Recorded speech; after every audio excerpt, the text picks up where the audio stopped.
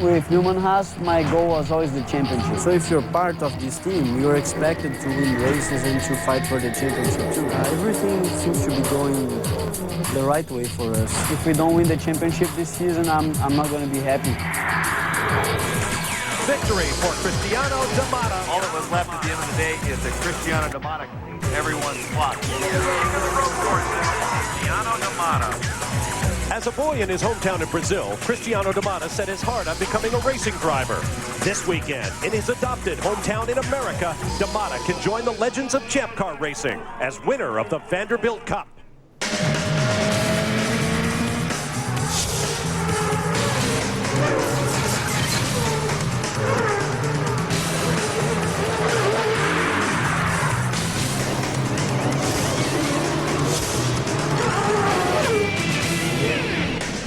It's been 7 years since the Champ Cars thundered through the streets of America's Latin Gateway, Miami, Florida. Now they're back. But before you can race the all-new Grand Prix Americas, you must qualify. So sit back and get ready for 90 minutes of live coverage of the first of 2 rounds of qualifying for round 16 of the Kart FedEx Championship Series.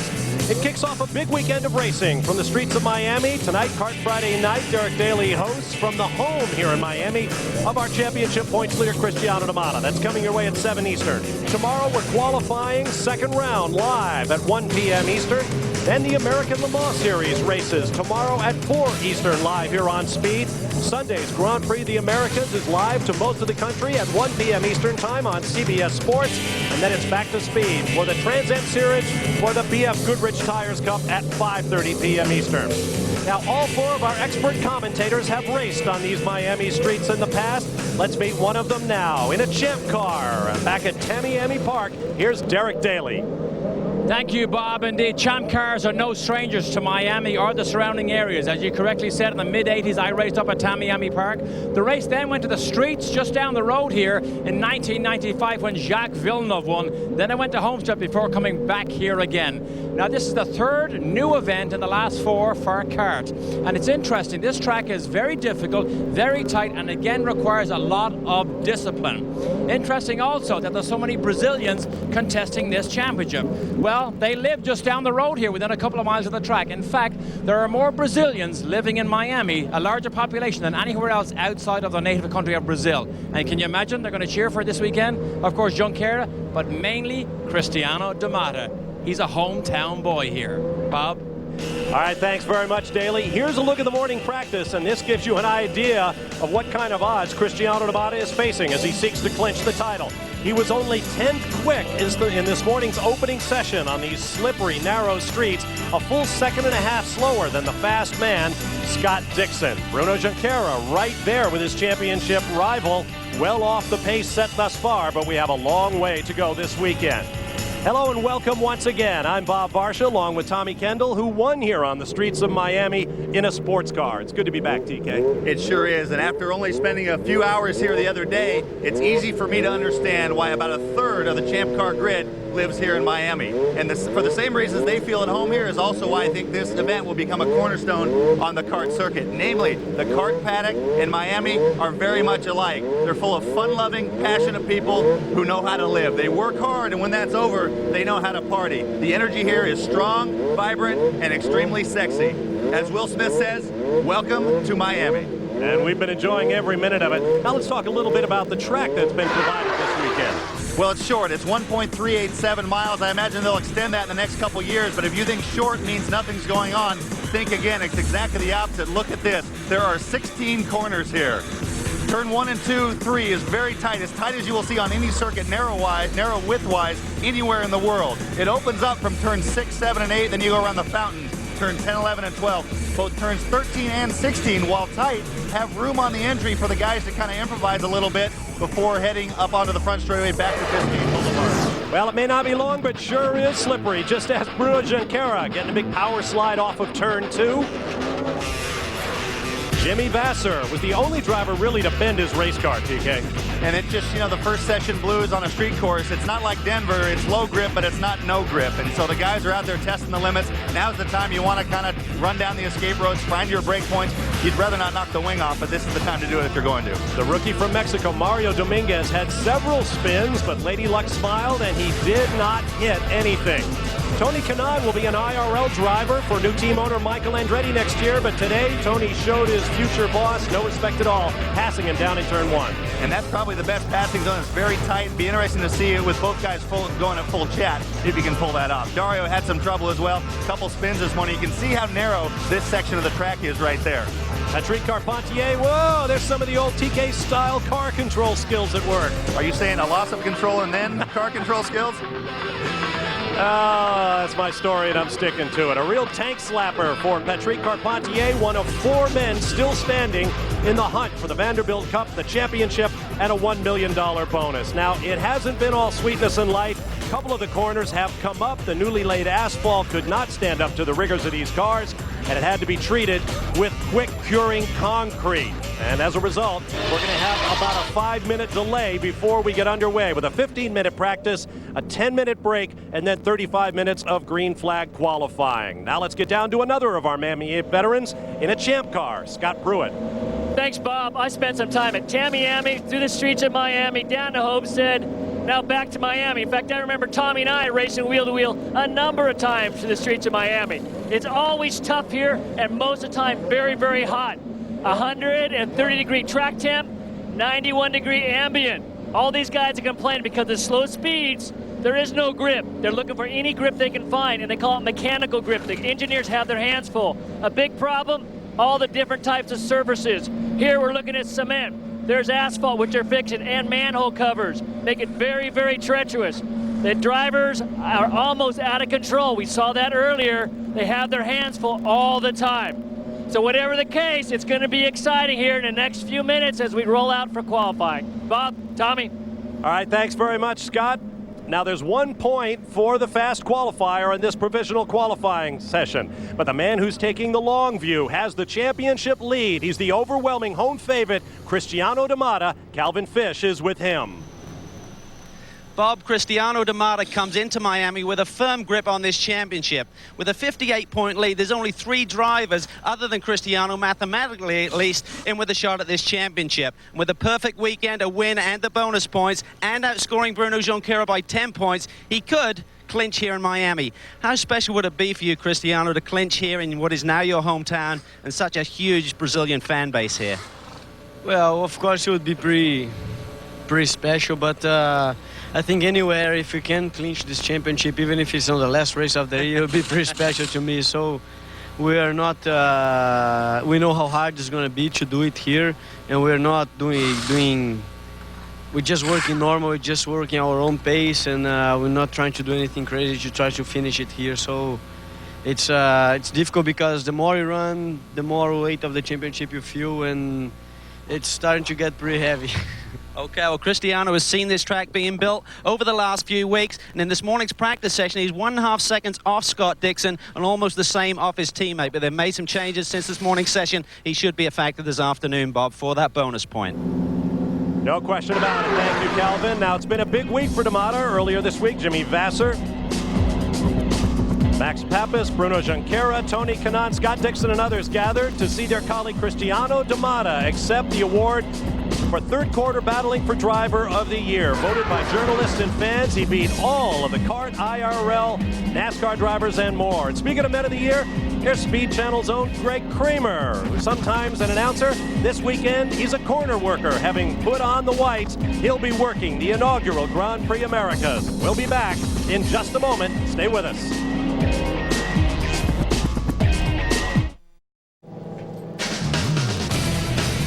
Speed Channel's live coverage of the Kart FedEx Championship Series is brought to you by Toyota. Get the feeling. By Hooters, delightfully tacky yet unrefined. And by Bridgestone Tires, advanced technology that gives you a grip on the future.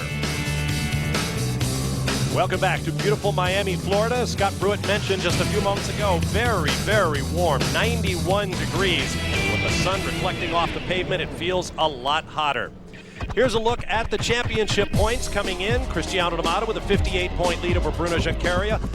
Dario Franchitti and Patrick Carpentier still alive in the championship, but the point about D'Amato is the road circuits. He has scored 152 of his 191 championship points on the road and street circuits. Only one other driver has scored as many as 100, and that, of course, is Bruno Junqueira. As I mentioned, we have a short delay while we're waiting for some track patches to cure. And then we'll go out for 15 minutes of open practice, followed by a 10-minute break, and then a 35-minute qualifying session with 30 green flag minutes guaranteed. See the cars in the pit lane? A huge amount of work has gone into building this circuit. Kart officials have been here for 6 weeks, working around the clock to get all the concrete, the barriers, the fencing, the cabling, the grandstands, the signage, and more in place. There's Bruno Junqueira. And there is Scott Dixon, the fast man in the morning practice. They'll be going out shortly. We'll take a break and be back with more live coverage from Miami. Only one of... Coming up later today here on Speed, live NASCAR Winston Cup qualifying from the Talladega Super Speedway. That's at 4 p.m. Eastern Time. Jimmy Johnson, the first rookie to ever lead the NASCAR Winston Cup Championship points. Should be a big day at the Talladega Super Speedway. Big speeds, big action. Check it out live at 4 Eastern here on Speed Channel. We're just moments away from the cars taking to the track after a short delay. Here's a look at the qualifying rules on the road courses. 15-minute open practice, unlimited laps, old tires, run as many as you like. Then a 10-minute break. Cars cannot go on track, but they can be worked on in the pits. And then 35 minutes of qualifying with a guaranteed 30 green flag minutes. And based on our experience thus far with yellow flags, it might take a long time to get 30 green flag minutes in. Yeah, that's one of the things that the stewards are actually worried about on a first day of a street course weekend. You can get behind schedule and so forth. So that's one thing. If you get a bunch of reds, they're going to get into that, have to deliver the 30 minutes of green time, even if it takes an hour. Each driver is allotted 15 timed laps, and if you cause a red flag, you will lose your fast lap of the session. And I can assure you that is going to be on every driver's mind when they take to the track for qualifying. There's Cristiano D'Amato patiently waiting, as is Scott Pruitt. We talked about slow speeds around here. 80 miles an hour is the average speed. I just got done talking with Scott Dixon's team. I said, what are the speeds around here? How slow are they? He said, well, we're looking at 3 turns about 40 miles an hour, 2 turns at 50 miles an hour, and a top speed, guess what, guys? 152. Not like what we've seen at some of these other tracks we've been to. Calvin? Well, a lot of the drivers are going in different directions with setup. One of the setup concerns is gear ratios. I spoke to Michael Andretti just a short while ago, and he and Paul Tracy have actually gone in a different direction. Michael really thinks there's a benefit to minimize the amount of shifts that you do per lap, so he's pretty much kept his the same, even though he certainly wasn't using top gear this morning. Tracy's gone in the other direction. He's shortened everything up, so he's going to use the full range of ratios, hoping that'll give him a little bit. But Michael said this place is really busy. You really don't have a chance to catch your breath with the tightness of the corners, the shortness of the straightaways, and he said when you're shifting all the time, it really wears you out. So just a different strategy between two what are somewhat teammates. Bob? That's the wisdom that comes with experience of Michael Andretti there. With a top speed of only 150 and a minimum of 40, you're talking about 110 miles an hour.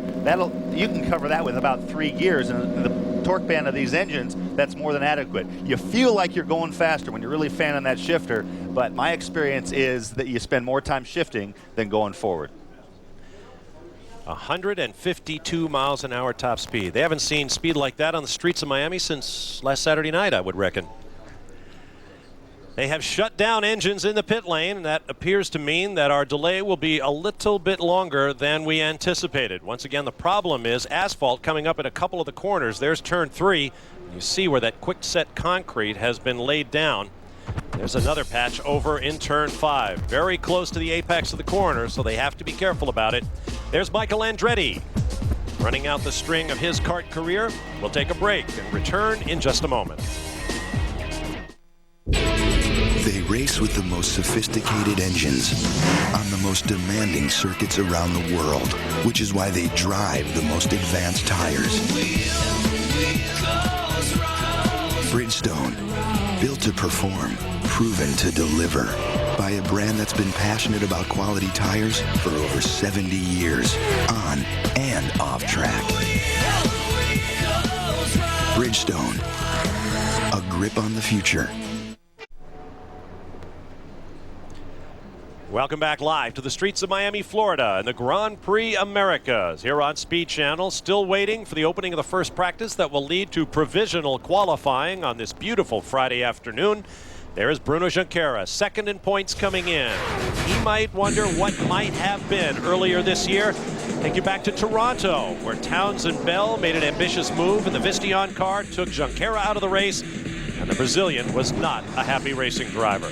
And at Mid-Ohio, he was concerned with blocking on the racetrack during qualifying. Obviously, Junqueira is a guy with a fairly thin skin when he thinks someone like Patrick Carpentier has done him wrong on the tarmac. Well, it's just like I've said earlier, that's just, I think, a byproduct of his hunger, and he just wants this so badly. A lot of guys do, but he just can't contain it. And same thing, but that's also what fuels him.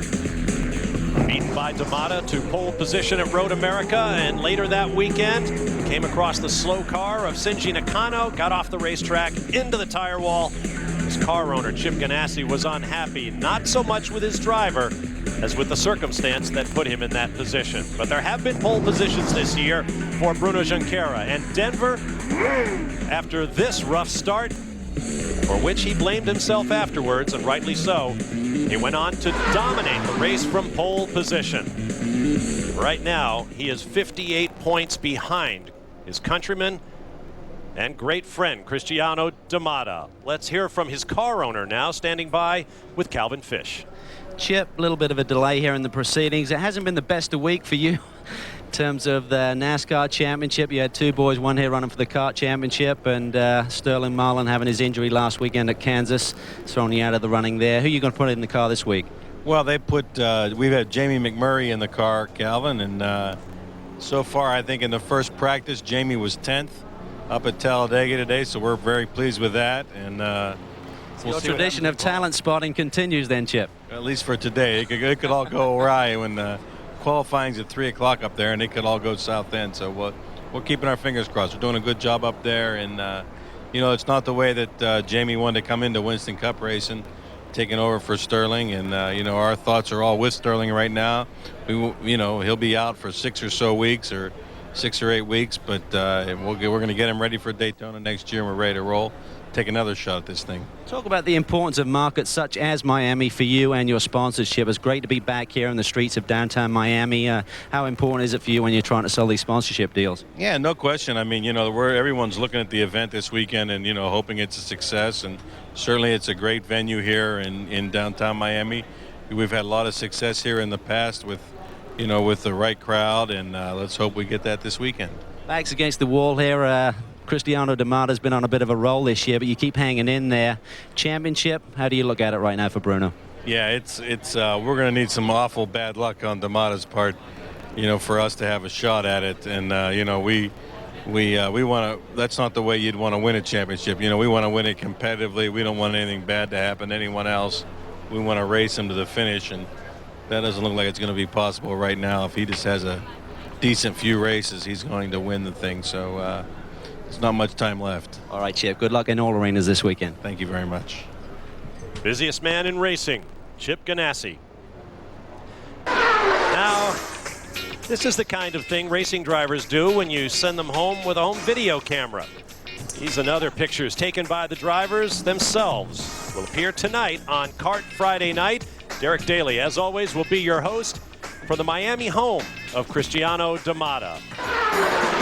Check it out tonight at 7 p.m. Eastern Time. D'Amata, oh, did I mention he shares company with Tony Kanaan? Actually, Tony will tell you Cristiano shares quarters with him. Find out tonight, 7 Eastern, only on Speed.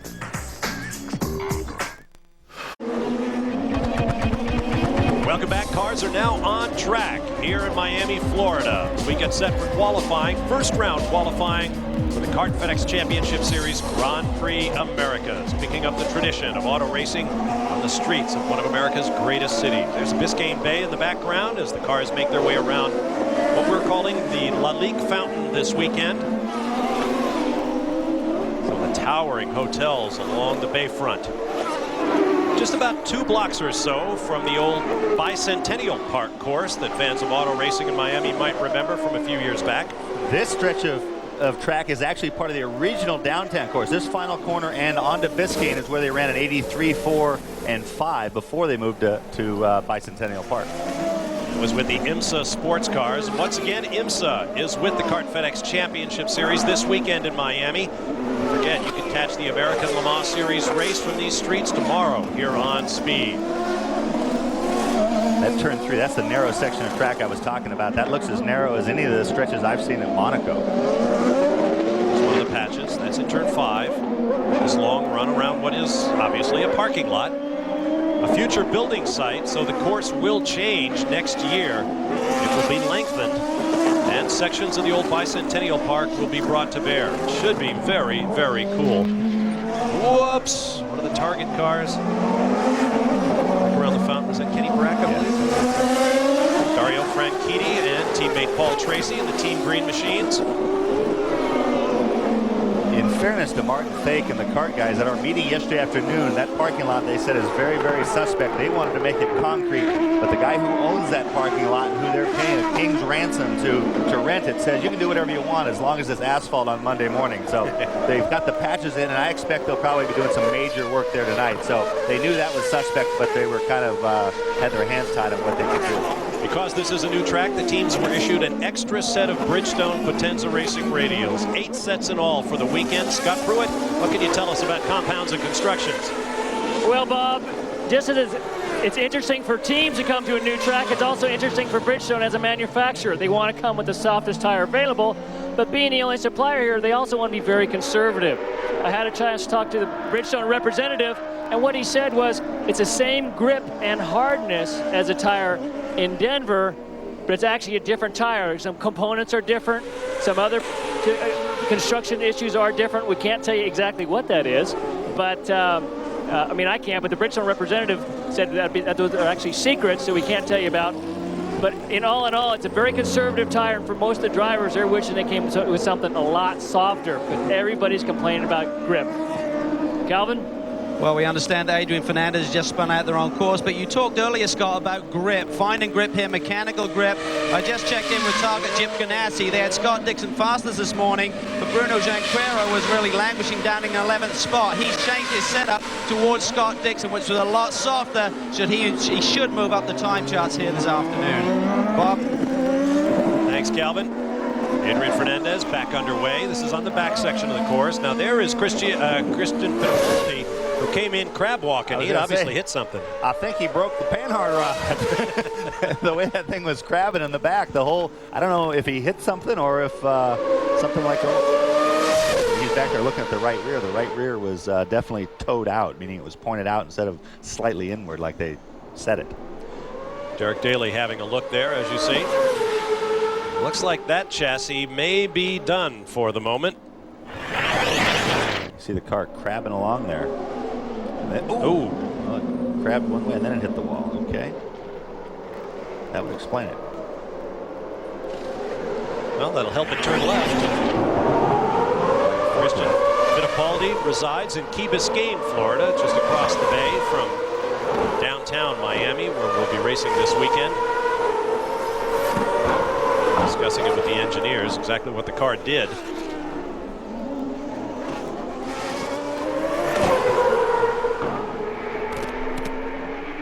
On board now with Paul Tracy.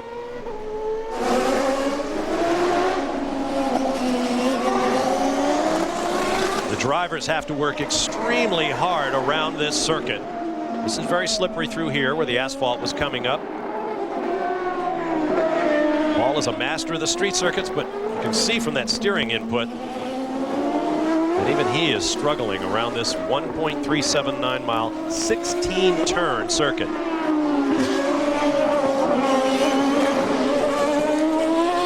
Word from the corners is Patrick Carpentier has, well, you can't have an off and on around here. The edge of the track, there's a concrete wall. Let's just say he compromised his situation and then got the pointy end going forward again.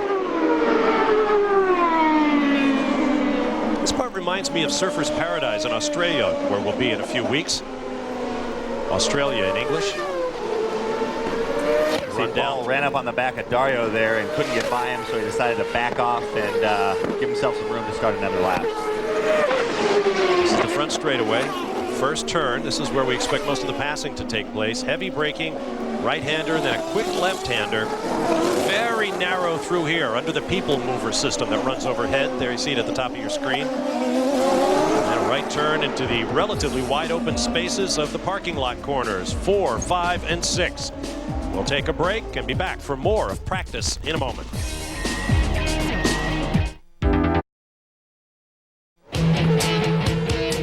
Welcome back to Miami, still practicing in anticipation of qualifying. Be sure to check out Speed News this weekend. Speed News Saturday, 30 minutes, 7 p.m. Eastern Time. Dave Despain and John Roberts will bring you up to date on the world of motorsports. And then on Sunday, it's a full hour, beginning at 7 with 30 minutes of Speed News NASCAR edition, followed by 30 minutes of the rest of the racing news on Speed News Sunday, only on Speed Channel. There's Alex Tagliani, and there is Christian Fittipaldi's backup car being readied after he damaged his primary. Fittipaldi putting on the gloves, getting ready to climb back in. Derek Daly, what did he do to it? It crabbed so badly, Bob, it looked like something must be broken. However, on close inspection, the front leading edge of the bottom wishbone is bent, and it looks like the mounting point in the upright on the outside is also bent. That's what tweaked it, but I believe it was his first lap out of the pits, which might give an indication how little grip there is on cold tires when you go out. A little over 5 minutes remaining. Here's another look at what happened to Fittipaldi. Got loose one way and yeah, it started to step out and then it stepped out big time. He corrected it and it, slapped over into the fence. Had about a foot less racetrack than he needed to recover. There is Chip Ganassi on the right, and to his right, Juan Pablo Montoya, former kart champion and Indianapolis 500 winner, who owns a rather large condominium here in Miami. He is on hand with his father, watching this weekend. His former colleagues at the Kart FedEx Championship Series. There's Mario Dominguez and Adrian Fernandez, two of the three amigos from Mexico who've been working heavily this weekend to promote the final round of the Kart FedEx Championship season, which will happen in Mexico City on the Hermanos Rodriguez course. Grand Prix fame and an absolutely massive crowd expected. Several 100,000 fans on hand to watch the three Mexican drivers in kart and the rest of the series strut their stuff in Mexico City in November. Let's get more on the use of traction control and its importance this weekend with Calvin Fish. Well, it's very important here in Miami, Bob. The guys are really leaning on this traction control system to try and find grip off the corners. What we're seeing early in this session, the times really aren't quite there that they saw this morning even. A lot of that is down to the compatibility of the rubber that's been laid down. We had the ALMS series out here a little bit earlier. A lot of different tire brands going down. It takes a while for the Bridgestone rubber to get down there and the guys to find the speed once again. Also, when they go through that blacktop area, turns 3 through 6, there's a sealer down there. And speaking to Michael Andretti, he believes that's actually getting on the tires. And when they come off there, the car gets really squirrely as they hit the concrete initially until the tires clean up. So that traction control will really help those guys out. Right now, let's go down to Scott. Thanks, Calvin. A quick update on Scott Dixon. Very happy with the car. They're just working on a little bit of ride height. The balance is very good. Major complaint still, no grip. I asked the team, I said, is he complaining? Is it about the same as this morning? Or has it actually gotten better? I mean, typically what we see on new courts like this, your improvement in grip. Actually, interestingly enough, the grip has not changed. Very similar to this morning, which I find quite surprising. Tommy? All right, thanks very much, Scott. Quick man in the session right now, Paul Tracy at 62.345 seconds. The fast man this morning, Scott Dixon, turned a 61.590. Dixon is currently third quick at 63.879. So everybody's substantially off what they did this morning, with the exception of PT. And even Paul had started 2 quick laps and had to back off both times, find another gap. And so the biggest problem is, I think, finding a spot to run on the track. And nobody's on their stickers yet, so you can't draw too many conclusions just yet. There is D'Amata. Lives about a block away from this racing circuit. He and Tony Kanaan share quarters with Oriol Servia, the young Spaniard in the Visteon Patrick racing car.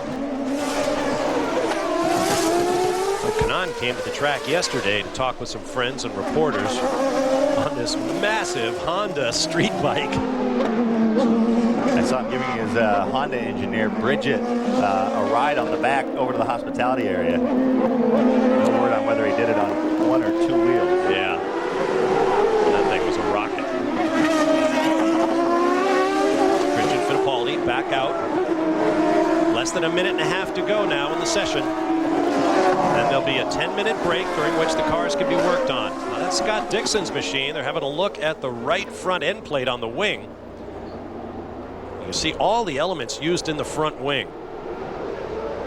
Skirts on the fence, both vertical and horizontal, and all the various planes, trying to get that last smidgen of downforce on the car.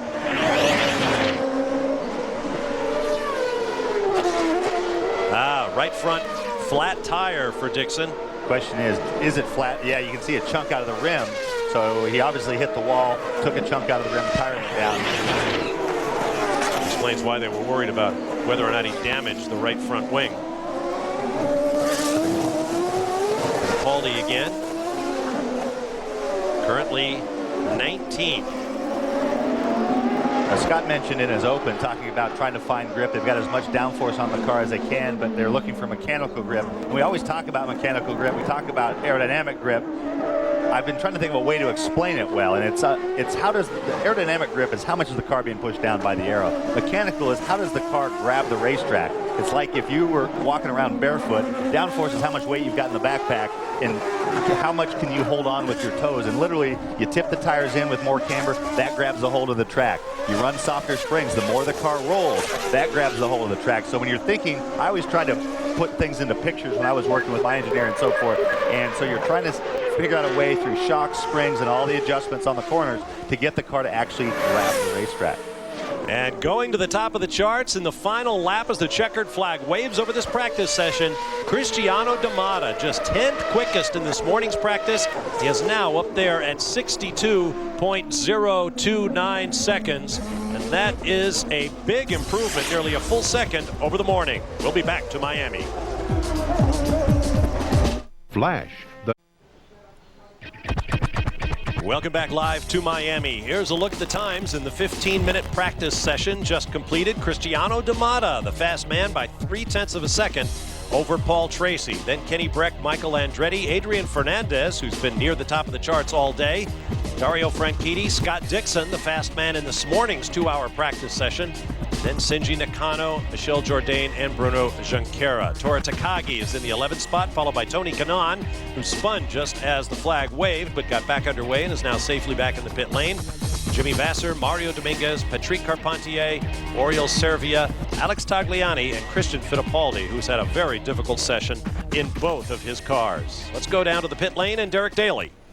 With CART's chairman and CEO Chris Pook. Chris, I see a smile on your face as you look over this spectacular new event for CART.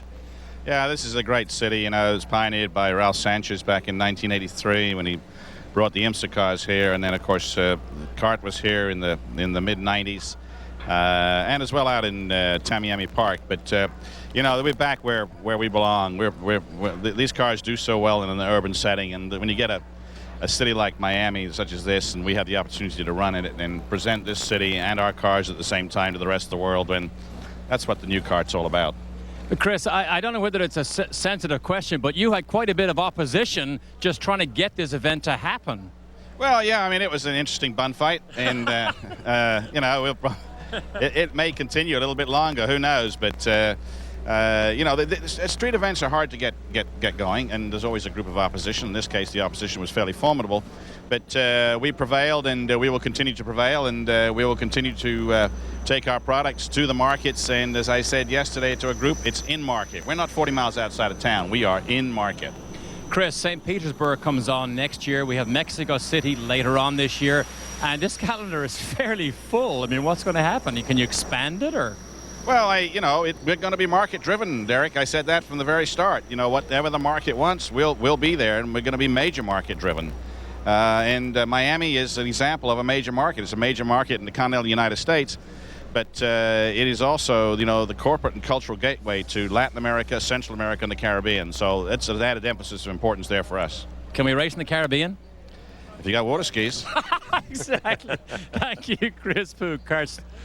Oh, hang on. I just got a question. There is a rumor, it may be a rumor, that yourself and Bernie Ecclestone may have had some business conversations recently. Anything more than a rumor? First of all, every conversation one has with Bernard is always about business. That's the first thing. Exactly. And the second thing, he and I are good friends, and when we were over in Europe, obviously, I took the liberty to go and have a cup of coffee with him. Thank you, Chris. Leave us hanging. All right, thanks very much, Derek. Of course, Bernie Ecclestone is the boss man behind the Formula One World Championship. We're in the break period before we go green for 35 minutes of timed qualifying. We'll be back to the streets of Miami, Florida in just a moment.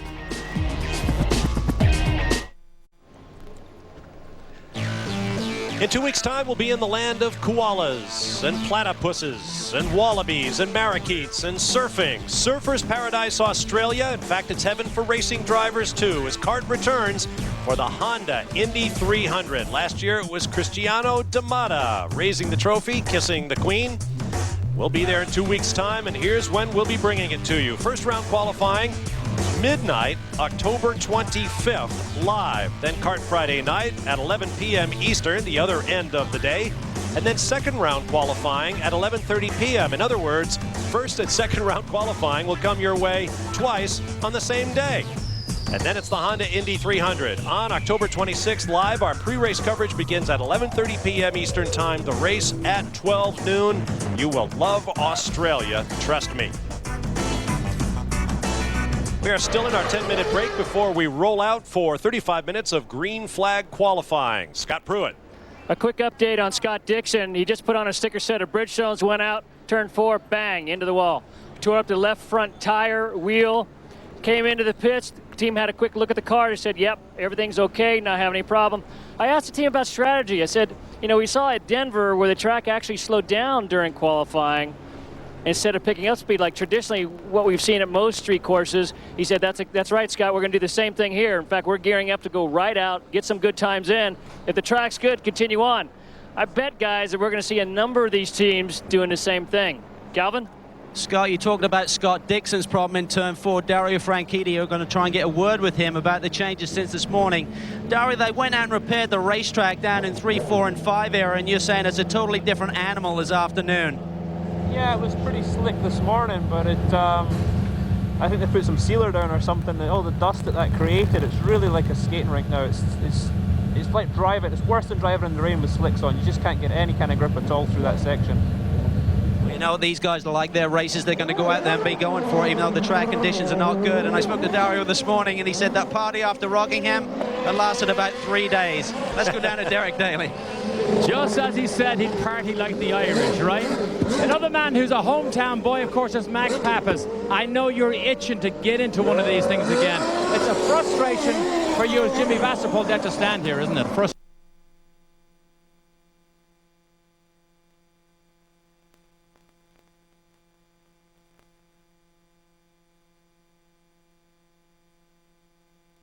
Are you paying too? Welcome back live to Miami. We apologize for the technical difficulties you may have experienced a moment ago. We are under a red flag, and there's the reason. Michael Andretti nosed it into the tire barrier down in turn 4. Word from the corner is that he lost a wheel nut.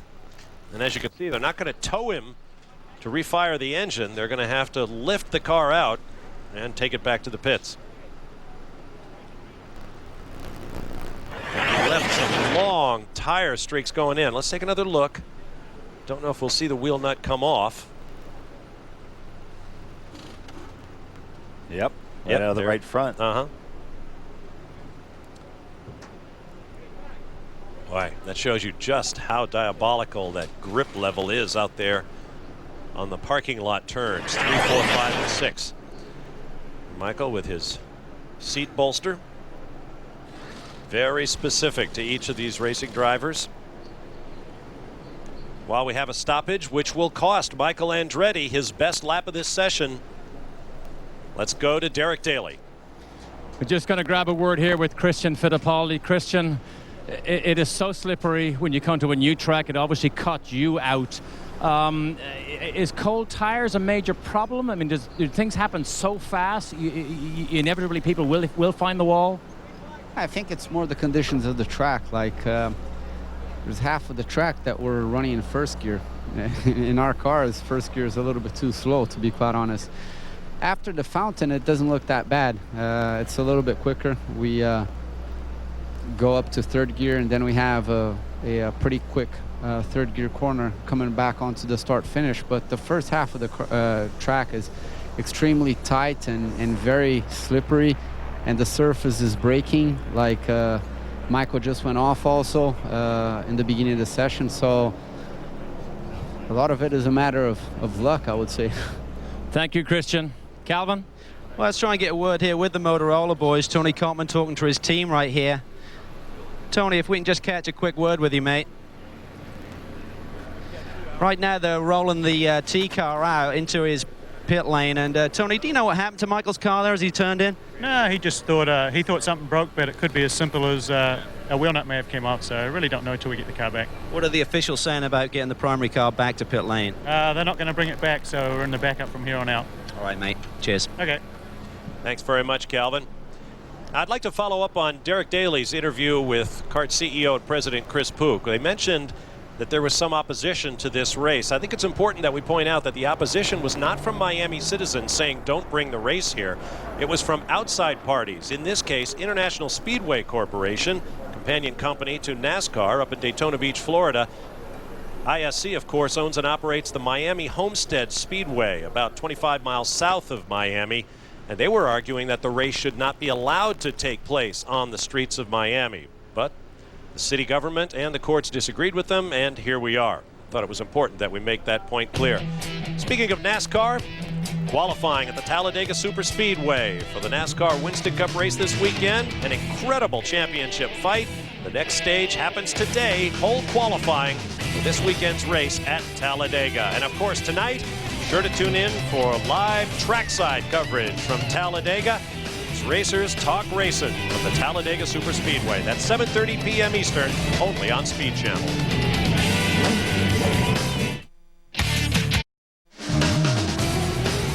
Back live in Miami, Florida, and first round qualifying for the CART FedEx Championship Series Grand Prix Americas.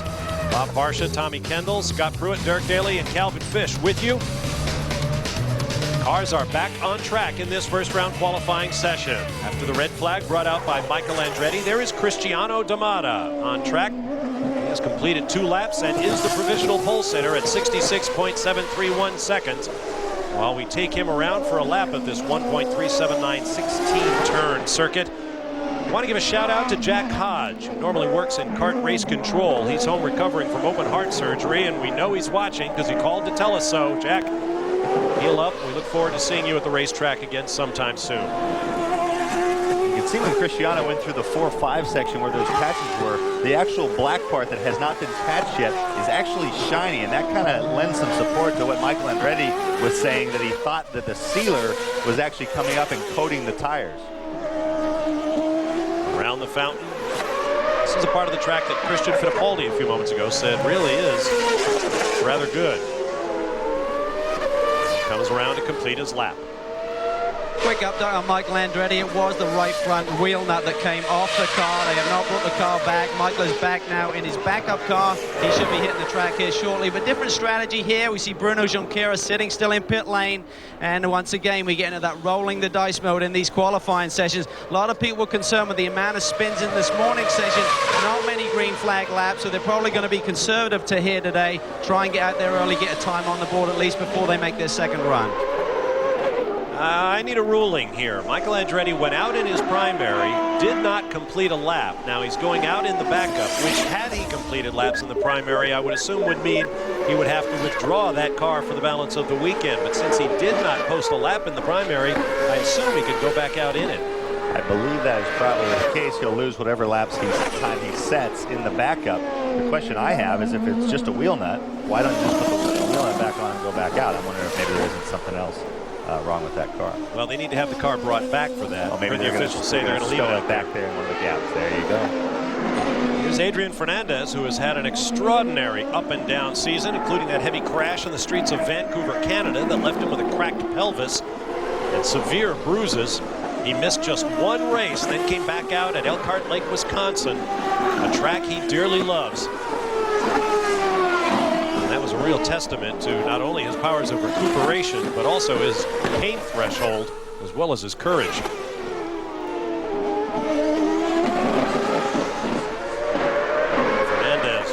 Very unhappy race car driver 3 weeks ago at Rockingham on the oval track in England, where he was judged to have busted the secondary pit lane speed limit, the 85-mile-an-hour limit. He was brought in, objected to the penalty, went back out, was called in again, stayed out this time until they stopped scoring him. At that point, he got out of the race car. Scott Pruitt. Another big change for Adrian Fernandez is with his engineer, Don Halliday. They decided after England to separate and go their own ways. I talked to the team. I said, well, who is engineering? And they said, Chris Finch. He has been the junior engineer with Adrian for the last couple years, and we moved him up into this position.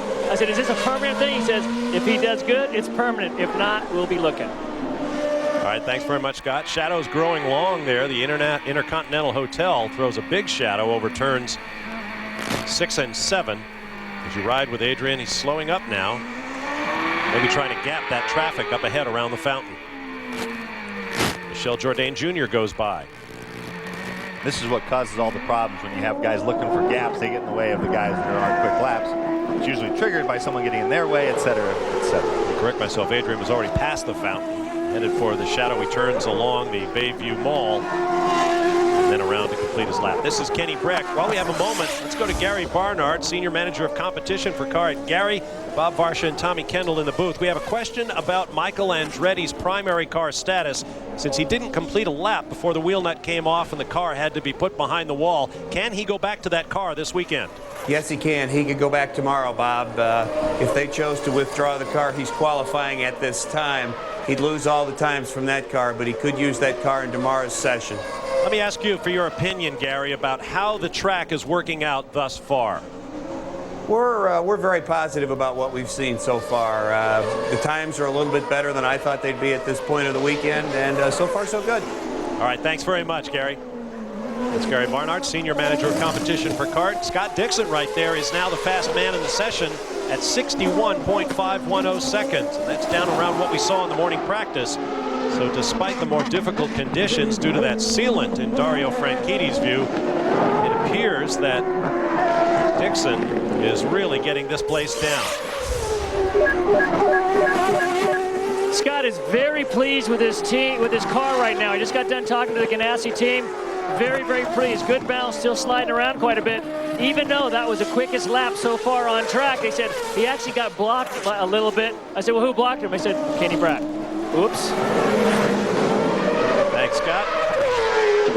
Scott Dixon coming in off that terrific run in Denver. Pit lane is still buzzing about whether or not Scott Dixon could have passed his teammate Bruno Junqueira, who led that race flag to flag. Junqueira, of course, senior to his teammate from Target Chip Ganassi Racing in the championship. Dixon got right to his gearbox and then some as the checkered flag waved.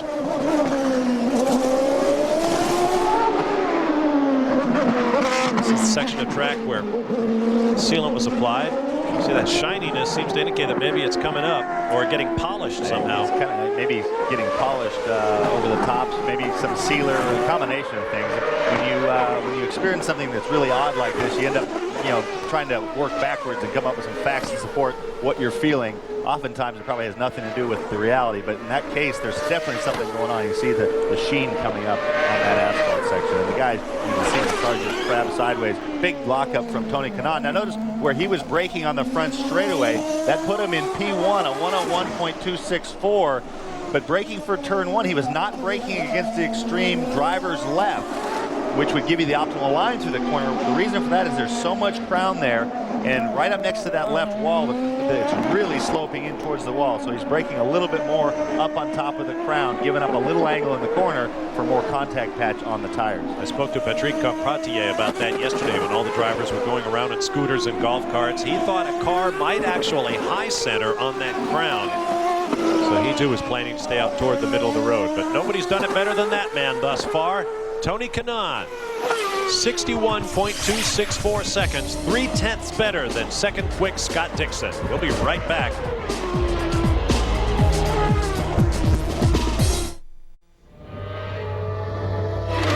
There is no fear. I mean, if you have fear and if you're scared to hit the wall, you're gonna hit the wall.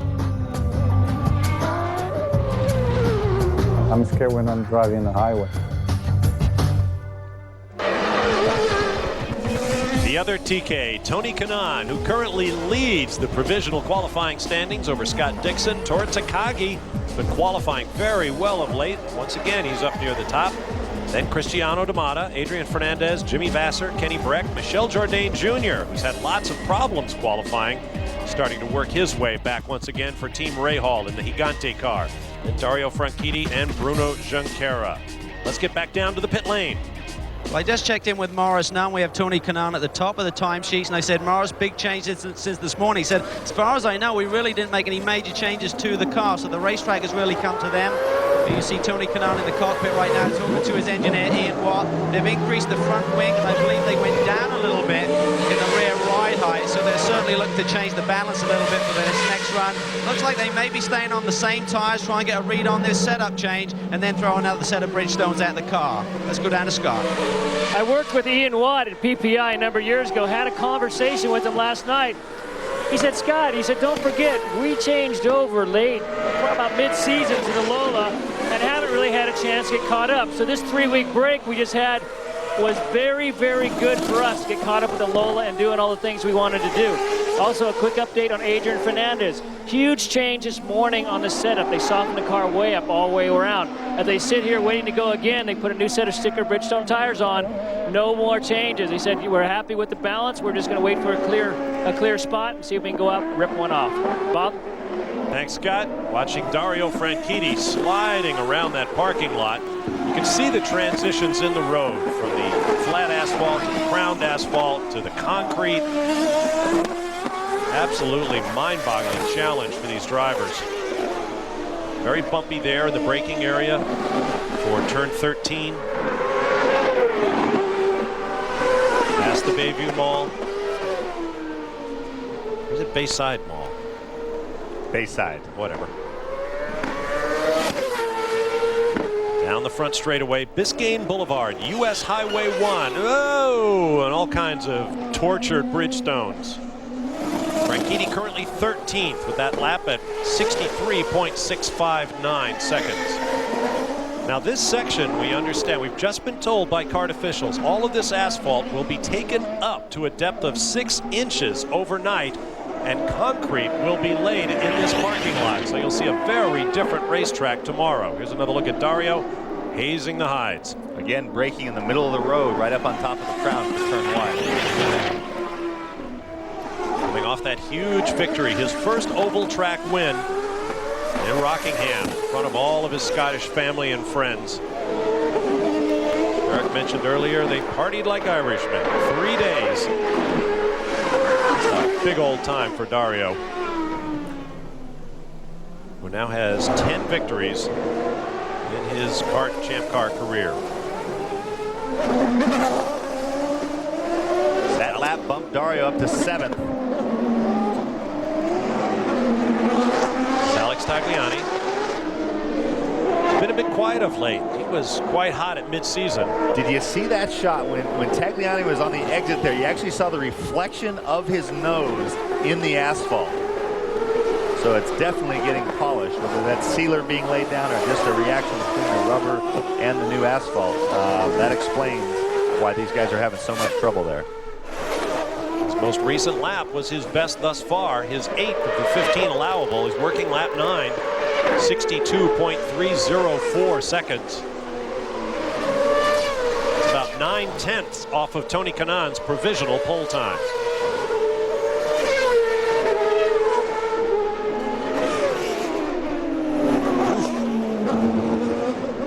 Serra working hard.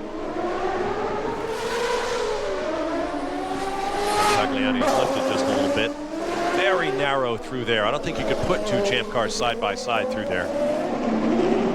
Now watch, you see the reflection. Watch coming out of this next corner here. Watch under the nose of Tag's car right here. You can see the reflection shining off the track. Do not attempt to adjust your television set. We've talked about that enough. I guess it's going to A, be different tomorrow, and B, for today, there's nothing they can do about it. So right now, Kanaan has dealt with it the best.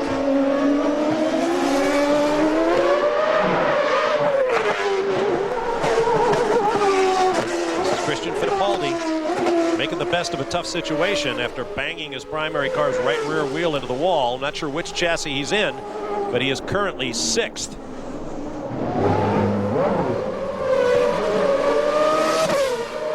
Looks like he's back in his race car. On board with Paul Tracy. Tracy 17th currently with only 3 laps in the books.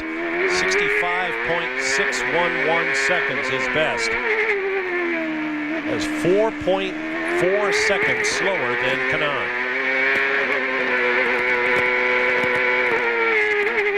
It's a little bit of an unusual strategy for Paul because he admittedly says he's not a great qualifier. He has a tough time just going out and snapping on, but they must either have had a problem or he feels pretty confident that late in the session was the time to go because they haven't left themselves a lot of margin. Expect a little breakup right here. As soon as Paul Tracy gets back in the clear, we'll listen to his engine note. You'll see just how hard these drivers have to work.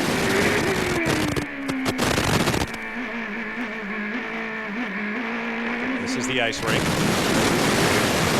as his teammate Dario Franchitti described it. Now let's listen.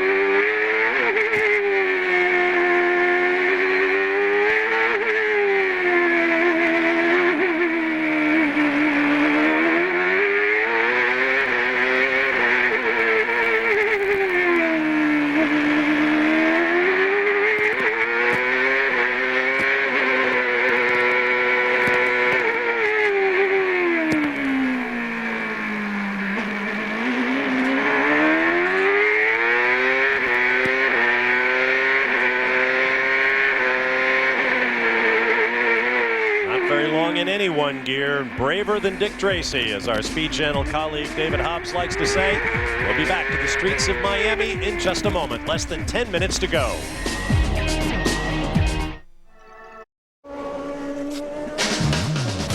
Speed Channel's live coverage of the Kart FedEx Championship Series is brought to you by Syntec by Castrol, the most important thing you can do for your car. Less than 8 minutes and 30 seconds to go. This live qualifying session here on Speed Channel. I'm Bob Barsha with Tommy Kendall, Derek Daly, Calvin Fish, and Scott Pruitt. Fastest car in the session thus far, Tony Kanaan. Scott Dixon is second, Tora Takagi third. And that is Paul Tracy with Bruno Junqueira just behind him. Among our championship contenders, Cristiano Damata is currently 7th. Junqueira second in points, 10th in provisional qualifying. Dario Franchitti, 3rd in the championship, is currently 6th. And Patrick Carpentier in the Players Forsyth car, 16th, and he's just been black flagged for a pit lane speed violation. The pit speed limit here, by the way, has been lowered to 35 miles an hour because of the tight quarters. There's Takagi, red and white, in the Denso car from Walker Racing, following Junqueira. 62.039 seconds. He's only used 8 of his 15 laps. Oh, Tracy. He was on a quick one right in front of Junqueira. It looks like, yeah, that's coming out of 6, heading for 7.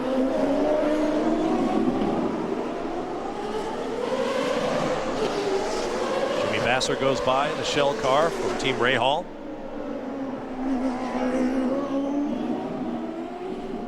Looks like it's dead.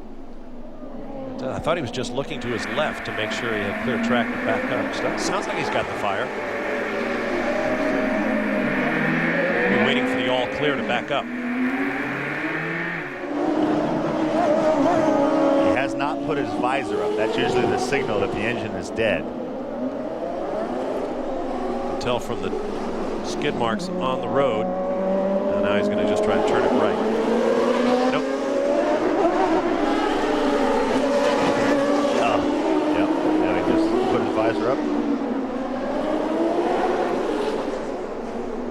damage the car. Now red flag, and that will cost Paul Tracy his quickest lap. He's currently 17th. I don't think it will demote him to 18th because that position is held by Mario Dominguez at 66.186 seconds. About a second and a half slower than Tracy. Let's take another look at what happened to PT. Look at that total lock, and the attitude of the car hardly changes. And we're hearing over the radio, he said the King reverse gear was not in the gearbox. Calvin Fish.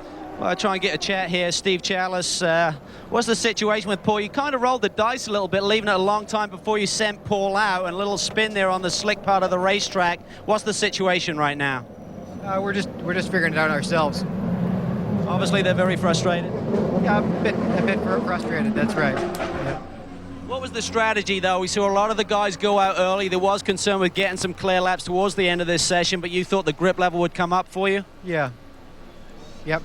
Okay, I'm pretty succinct there in the words, but they rolled the dice, waited to the end, but it may have caught them out. Tomorrow should be much faster. I'm sure they're hoping that that will happen, but right now, PT towards the back of the field. Bob?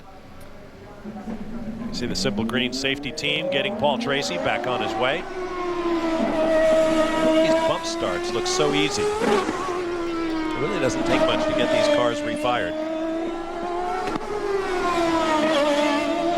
So a very agitated Paul Tracy, having lost his quick lap of the session, makes his way back to the pits. We have a little over 6 minutes to go in the session.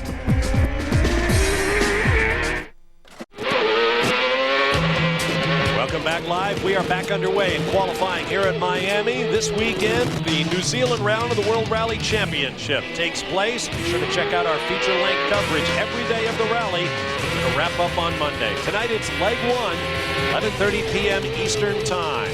The battle for the World Rally Championship continues only on Speed Channel. There's Cristiano Damata, still 7th behind title rival Dario Franchitti. Those two 6th and 7th in the provisional running order. As you see at the upper left of your screen, 4.5 minutes remaining in the session. Kenny Brack, currently 4th, has used up his allotted 15 laps. Michael Andretti will finish his with his next orbit. Scott Dixon has used 14 of his 15 as well. Among those who have used hardly any, Mario Dominguez has run just 4 laps, which partly explains why he is dead last. Look at Damata work. Coming off of 13, the car hit a bump and sprung up in the air and popped the other way. Trying to get some temperature and pressure in the tires before the checkered flag falls. He's got clear track. I wonder how many times Damata has ridden his bicycle or motorcycle or driven a street car through these streets, barely a block from where he lives here in Miami, and said, I wonder what it's going to be like when I bring my 800 horsepower Champ car womping around this neighborhood.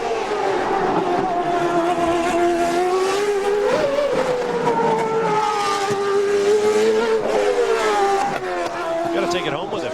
Just drive home, park it on the deck under his apartment. It'll be mentioned at the next owners meeting.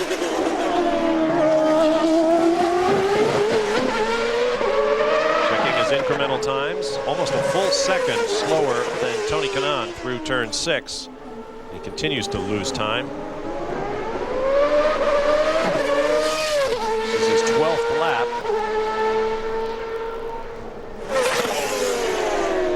The laps being so short, though, even with only 6 minutes to go, he's got plenty of time for at least 2 more laps. And he did pick up a spot, bumping Dario Franchitti out of P6. And still working hard, lighting up that left front Bridgestone.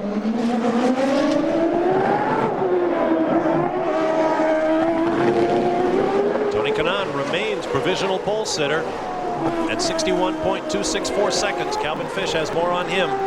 Quick quick update. Very interesting strategy by Morris Nunn here. They actually scrubbed a set of Bridgestones in that little warm-up session and then started Tony on that set and have kept him on the same set. The tires have taken a long time to come in, but when Tony sat here sitting on the pole, everyone else went back out. Morris was thinking about keeping Tony here. He was very concerned that it would take him too long to actually improve on his time, and if he did go out and cause a red, he'd then lose that fast time, and his next fastest lap was in the 2. So they're really strategizing here on trying to get the pole here today. They may have sent him out just to circulate and then see if he can respond to a time. But I believe Adrian Fernandez had a crash out there, Bob. Big crash down in the turn 5 area. Fernandez has taken both left front corners and the right rear off the car. Looks like he must have hit the inside of the apex and it peeled the left front back and shot him straight into the outside wall. See the way that left front is folded back. They put down some yellow little half semicircle temporary razor alligator teeth to keep him away from that sharp inside wall, but the drivers again are running up over them, and so it looks like he turned in just a hair early, caught the inside wheel, peeled it back, and I'll tell you what, it is, before you can blink, you're in the outside wall. That is a pretty comprehensive shunt. Our 30 minutes of guaranteed green flag time are in, so with this red flag, it will not only cost Fernandez his best lap, the third such incident involving a driver in this session. Of course, he'll have to be careful getting out. Remember, he was injured in Vancouver. He appears to be okay getting out. See where he peeled back the corner of that, I say peeled it back, it's a mag rim, it's not real soft, but cracked the rim there and folded the suspension back. Also see the orange paint on the tire. It's good to see Adrian walking away, apparently all right. Here's another look. Watch that corner on the left. Oh, see what happened, actually the back stepped out a little bit, it over-rotated and pointed him in a little sooner than he was hoping. Got a little loose turning in, corrected. Well, Fernandez walks away. Scott Pruitt has more on the situation. Just a quick update on Adrian. First and foremost, he called into the team. He said he's okay. That's the biggest news. Second is, I said, what happened? He said, well, it looked like over in turn 4, he was just trying to clip the inside wall without having a problem, but unfortunately clipped it a little bit too much. Hit the inside, forced him to the outside, and took a pretty good shot on the outside wall. As you can see, the car got pretty well tore up. A lot of work ahead of him, but the good news is he's all right. Calvin? Well, Tony Kanaan, we believe you may be able to keep this pole position, but the car has made a big improvement since this morning. I don't think so. We had a good lap going, and I told Morris my lap this morning was a 61.2, and I got traffic, and he never believed me, and I had to do it again to show him, you know. So I don't know. It's not done yet, but it was a hell of an effort. I think I got a lot of heat for my decisions lately, and you know, I'm just a professional. I want to drive fast, so people gave me a fast car to drive. That's what I'm going to do. I'm going to do my best for this team. They've done a lot to me, and we'll see. I mean, it's still tomorrow, but it's nice to guarantee the first row for sure, and I'm in my hometown. Talk about the role that you played here with the Bridgestone tires. Interesting strategy, going with scrubs. Difficult to get them in here. Well, I figured this morning we put a new set of tire in, and it was so hard to come up with the pressure, with the temperature, and the grip level of the track was so low. So I decided with Ian to scuff the tire on the 15-minute session that they give it to us and keep this tire for the whole session. And obviously nobody did it, and it worked well for us. And obviously everybody knows already, but we're going to do that tomorrow and for the races. We're about to find out several other cars on track as well. Here goes PT.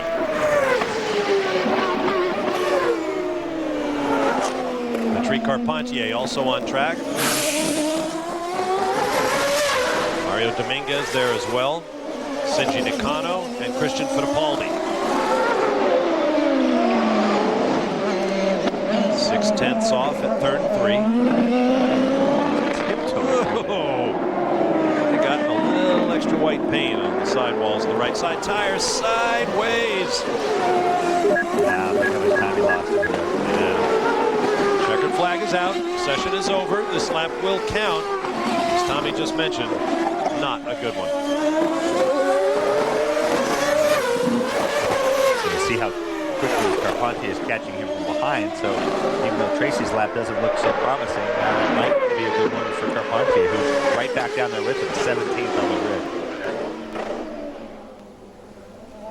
Off the final corner, Carpentier much closer than he was. See if either man improves. Tracy does not. Neither does Carpentier, but while Paul was off of his best time by 2.3 seconds, Carpentier is just 0.2 off of his best lap of the session. Let's take another look. Watch his hands. Saying, come on, come on, come on, waiting for some grip. Oh. Then it does the same thing. After exploding the wall, a big sideways slew through 6. So Mo Nunn and that man, Tony Kanaan, pick up provisional pole, a guaranteed front row spot in Sunday's race, and 1 championship bonus point. Let's go down there and hear from him. Well, Tony, congratulations all the way around from the team. Big moment for you here in Miami to get the pole here today. Oh yeah, I'm happy. You know, I think it was about time, like Morris told me, but I'm really excited. I think in my hometown, it couldn't be better. You know, I think and I'm just going to enjoy this moment until tomorrow. It's going to last it's not going to last too long. The racetrack is not as wide in certain spots as everyone would like, certainly, and being on the front row is really a big boost for you come Sunday. Oh yeah, for sure. I mean, I think we guaranteed the first row, but I don't want to give up. I want to be on the pole, and definitely it's a big start for me. So I'm going to try to keep my head down and try to not enjoy too much with my friends and have a good race on Sunday. Yeah, don't have too many beers tonight, mate. Okay, go for it tomorrow. Let's go down to Scott. I'm down here with Adrian Fernandez saying a quick hi to Brian Herta. Adrian, we talk about how slippery it was out there. What exactly happened to you? Well, that section 3, 4, and 5 is breaking up the track. So the marbles are starting to narrow the line, the racing line, very limited. So I was in a good lap and I was just trying to not get into those marbles. And basically I just turned it a little bit too more than normal and I clipped the inside wall, which it needs to be shaved. That's what they're going to do for tomorrow. And I basically, it's like hitting something head on, you know, in the side of the tire. And that was it. So we lost our fast lap. We're still 9th. It's just about getting the rhythm. The track is very slippery. They're going to do some work there. So I expect times to be better tomorrow. Well, best of luck tomorrow. Hope you come out nice and strong. Derek? An uphill struggle here for Paul Tracy. Not looking too good at the moment. We just didn't get it right in qualifying. Warm-up was good. Practice this morning was good. I spun on my first run and lost our quick time, and then we went out again and went red and could never get another lap in. So we'll just try to do it tomorrow. Thanks, Paul. Good luck tomorrow. All right, thanks very much, guys. First round qualifying is now complete. Let's have a look at the final standings. Tony Kanaan, fast man of the day. Scott Dixon got within 0.2 with a late improvement, followed by Tora Takagi. Kenny Breck used up all of his laps, one of the few drivers to use all 15 laps. Alex Tagliani with a good day. Cristiano D'Amata, 10th in the morning practice, 6th in the first round of qualifying. Dario Franchitti keeping pace with him. And Christian Fittipaldi, Adrian Fernandez, despite his big crash. And Bruno Junqueira, 2nd in the championship, 10th thus far in qualifying. There you see 11th through 18th. Let's get final thoughts from our pit reporters now, beginning with Scott Pruitt. It's slippery, it's tight, it's narrow. All these guys complain about the same thing. In my view, put all your emphasis on qualifying. You qualify at the front, you're going to have a good day. Calvin? Well, Scott, you're absolutely right. You talk about qualifying and being here on the first day, getting that pole really locks you into that front row, and that's a big bonus for Tony Kanaan. He's very happy, a little frustrated with the criticism that he's made that has been put his way this week with the move that he's made for next year, but he's up for a win here this weekend. And what do you think, Derek? Me, more than anything else, is the number of drivers here showing an interest in what's going on. Ricardo Zonta, ex-Jordan Formula 1 driver, is here. Thomas Schechter's here. Bozell is here. Justin Wilson, who hopes to drive Formula 1 or kart next year, is here. Darren Manning's here. And, of course, Montoya's here. He's not looking for a drive, but he's here to see what's going on at kart. There's that much interest in Miami this weekend. That's right, lots of drivers. Tommy, your boat is here. Your final thoughts as we look at our program schedule throughout the weekend? That's actually my dinghy. The big boat it's not deep enough to get my big boat in. So my final thoughts really, Tony Kanaan, you could tell that some of the criticism leveled at him for making the decision to go with Andretti Green really stings him. And he's one of the all-time nice guys. So it's nice to see him. He's just, like he said, trying to keep a job, really. And so it's nice to see him starting on the front row. And he's had a tough year. It'd be good to see him break through for a win. It's going to be a long night here in Miami. They're going to tear up a long section of track down in the parking lot area and pave it with concrete. How will that change things for final qualifying? Tune in tomorrow and find out when we bring you live coverage of qualifying at 1 p.m. Eastern Time. Coming up later today, NASCAR Winston Cup qualifying from Talladega. Don't forget Kart Friday night at 7 p.m. Eastern. For Tommy Kendall, Derek Daly, Scott Pruitt, and Calvin Fish, I'm Bob Varsha. We'll see you tomorrow. So long from now from the streets of Miami, Florida.